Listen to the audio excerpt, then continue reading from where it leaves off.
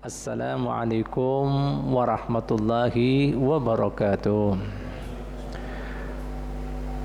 Kita ketahui bersama beberapa pengajian yang lalu tentang keutamaan kaum fakir dan miskin.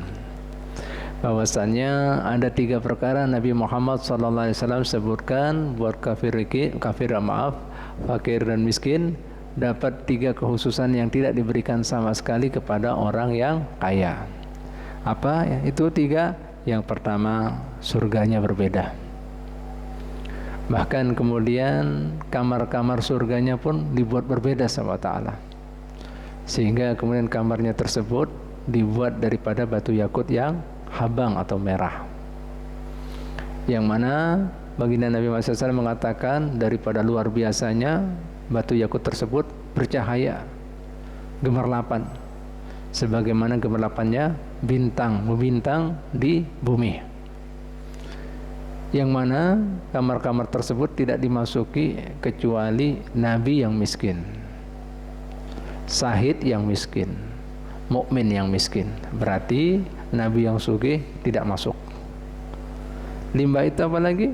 Yang kedua, orang yang mati syahid sekalipun yang sugih tidak masuk. Terus kemudian yang ketiga, orang mukmin yang sugih tidak masuk. Yang masuk hanya orang miskin. Subhanallah, itu satu. Yang kedua, Nabi Muhammad SAW juga menjelaskan bahwasannya mereka kaum fakir miskin masuk surga lebih dahulu 500 tahun. Mereka sudah menikmati ini dan itu. Nah, sementara orang-orang sugih masih repot, sibuk dengan kemudian pemeriksaan amalan, penimbangan amalan dengan siratnya. Ini sudah menikmati ini dan itu. Artinya apa? Mereka tidak bisa menyalip kenikmatan yang dirasa orang miskin. Karena apa? Terlambat 500 tahun. Tidak bisa. Statnya sudah kalah. Pembukaannya. Oleh karena itu sampai Nabi Sulaiman alaihissalam ketinggalan juga dengan saudaranya para nabi dan rasul. Berapa tahun Pak, Bu? 40 tahun. Kalau seandainya hitungan tahunnya akhirat 40 tahun dikali 1000 berapa? 40.000 tahun. Subhanallah. Yang ketiga ujar Nabi Muhammad SAW.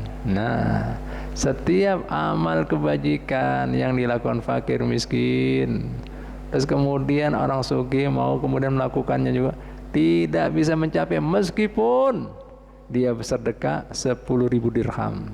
Kita sudah katakan 1 dirham 37.000.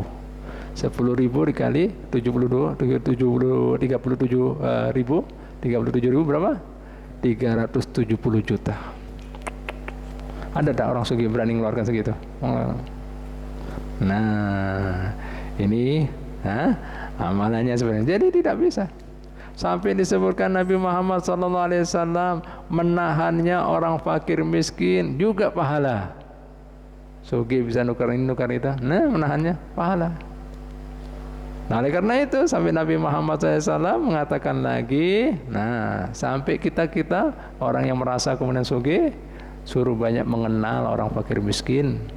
Karena apa? Mereka berisi kekuasaan di yaumul qiyamah. Disuruh mengambil mereka mengenali orang-orang fakir miskin untuk jadikan apa? Ayadi, tameng, kekuatan, perlindungan buat mereka. Tapi tentunya buat siapa?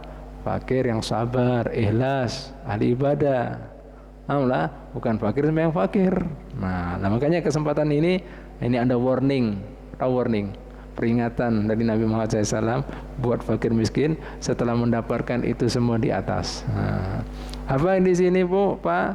Diriwayatkan haddatsanal faqih Abu Ja'far bi isnadihi an Abi Sa'id Al-Khudri radhiyallahu taala anhu. Diriwayatkan daripada faqih Abu Ja'far daripada sanad daripada beliaunya, diambil daripada Abi Sa'id Al-Khudri, salah seorang sahabat Nabi Muhammad SAW, annahu qal, beliau kemudian berkata, ya ayuhan nas, wahai sekalian manusia, la tahmilukum al-asaratu ala an tatlubur rizqa min ghairi hillatin. Hei sekalian manusia, maksudnya manusia-manusia di sini orang fakir miskin. Janganlah sekali-kali buat kalian seberataan karena kesulitan kehidupan sehingga kalian mencari rezeki dengan menghalalkan segala cara. Menyuri kah? Korupsi kah? Apa lagi?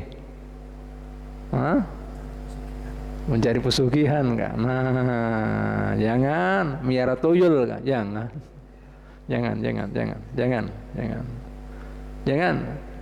Karena apa? Fa inni sami'tu Rasulullah sallallahu alaihi wasallam, karena sesungguhnya ulun sorongan aku sendiri telah mendengar langsung dari Nabi Muhammad SAW. Apa kata beliaunya? Beliau bermunajat, berdoa bahkan seperti ini. Allahumma tawaffani fakiran wa la tatawaffani ghaniyan wasurni fi zumratil masakin yaumal qiyamati. Ya Allah, matikan ulun dalam keadaan fakir. Jangan sekali-kali pian matikan ulun dalam keadaan sugih, dan kumpulkan ulun nanti di yaumul kiamat dengan kawan orang-orang miskin. Nabi pian minta seperti itu. Kami ulangi, nah daripada tingginya martabat orang miskin, ya Allah matikan ulun dalam keadaan fakir. Jangan sekali-kali pian matikan ulun dalam keadaan sugih. Kumpulkanlah ulun nanti di yaumul kiamat dengan kumpulan orang-orang fakir miskin, orang-orang miskin. Kenapa? Nabi melanjutkan ini buat orang fakir miskin. Sudah kau teman seperti itu tadi di atas. Fa inna asqal asqiya man ijtama alaihi faqrud dunya wa adabul akhirah. Sesungguhnya orang paling binasa, celaka, yaitu sudah fakir miskin di dunia, sakit di dunia, di akhirat kena adab lagi. Gara-gara menghalalkan segala cara tadi. Ini sakit 2 kali. Sakit di dunia, sakit di akhirat. Jangan seperti itu. Coba Nabi Fian pun sampai ingin dimeninggalkan, diwafatkan dalam keadaan fakir. Jangan dimeninggalkan dalam keadaan sugih, dan kumpulkan ulun dalam kumpulan orang-orang miskin yaumul qiyamah. Paham kira-kira gimana? Masih mau jadi orang sugih apa miskin? Nabi Fian tuh minta dimatikan miskin, tidak mau dimatikan sugih, dan mau dikumpulkan dengan orang-orang miskin hari kiamat. Nah, kedudukan orang miskin seperti itu di sisi Allah bahkan bisa memberikan syafaat pian ini. Tapi apa, miskin yang gimana? Sabar, soleh, ibadah. Jangan miskinnya dia piara tuyul. Apalagi main buntut, togel. Nah, itu nggak dapat Bu Pak ya. Mudah-mudahan pian bisa mengambil hikmahnya. Wallahu taala alam bisawab. Al-Fatihah.